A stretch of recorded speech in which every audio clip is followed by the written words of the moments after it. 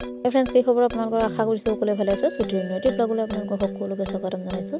আজি মই আপোনালোকৰ ওচৰলৈ এটা ৰেচিপি লৈছোঁ চিকেন আৰু এয়া বেঙেনা লোকেল বেঙেনা হয় আৰু চিকেনখিনি মই ভালকৈ ধুই লৈছোঁ চব বেঙেনাখিনি মই এনেকৈ কাটি লৈছোঁ কাটি ভালকৈ ধুই নিমখ পানীত অকণমান টাইম তিয়াই থৈছোঁ বেঙেনাৰ যিটো ক'লা পানী সেইটো ওলাই যাব আৰু এয়া কেৰাহী গৰম হৈছে মই ইয়াতে তেল দি দিছোঁ ইয়াতে অকণমান মই হালধি দিম আৰু এয়া বেঙেনাখিনি ইয়াতে মই এতিয়া ফ্ৰাই কৰিম এনেকৈ ফ্ৰাই কৰি ল'লে তাৰমানে বেঙেনাটো গলি নাযায় অকণমান টান হৈ থাকে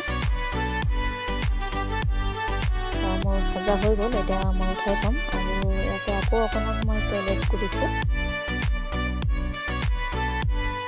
ইয়াতে পিঁয়াজ ডাঙৰ দুটা পিঁয়াজ আৰু এয়া তেজপাত এটা দি দিছোঁ মই এইখিনি ৰঙচঙীয়াকৈ ভাজিম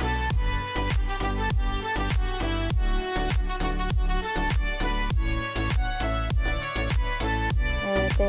আদা নহৰু পেষ্টখিনি দি দিলোঁ আৰু যি যি মছলা মই দিছোঁ দিব লগা আছিল ইয়াতে দি দিলোঁ ৰেড চিলি পাউডাৰ 1 চামুচ জিৰা 1 চামুচ হালধি 1 চামুচ হালধি পাউডাৰ আৰু নিমখ সোৱাদ অনুযায়ী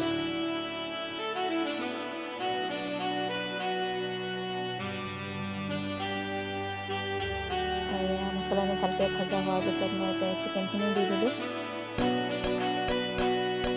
মইখিনি আকৌ ভালকৈ ভাজিম ইয়াতে মই গৰম মছলা আৰু মিট মছলা এড কৰি দিছোঁ এতিয়া মই অকণমান গৰম পানী এড কৰিছোঁ ইয়াতে মই এতিয়া আকৌ ভালকৈ ভাজিম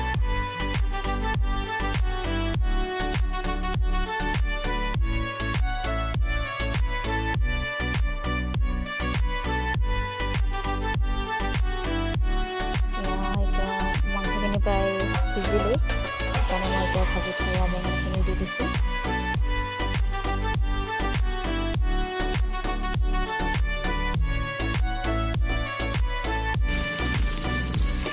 বহুত ভাল লাগে এনেকৈ খাবলৈ আপোনালোকে কেতিয়াবা এনেকৈ বনাই খাই চাবচোন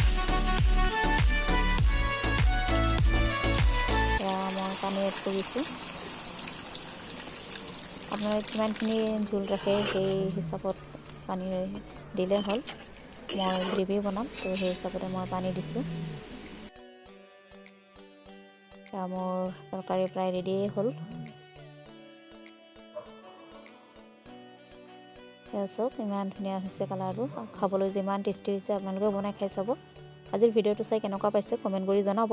আৰু যদি ভাল লাগিছে লাইক কৰিব শ্বেয়াৰ কৰিব আৰু ছাবস্ক্ৰাইব কৰিবলৈ একেবাৰে নাপাহৰিব আৰু লগতে থকা বেল আইকনটো বজাই অল কৰি দিব তেতিয়াহে মোৰ ন'টিফিকেশ্যনবিলাক পাই থাকিব আৰু এনেকৈয়ে মোক ছাপোৰ্ট কৰি গৈ থাকিব ধন্যবাদ।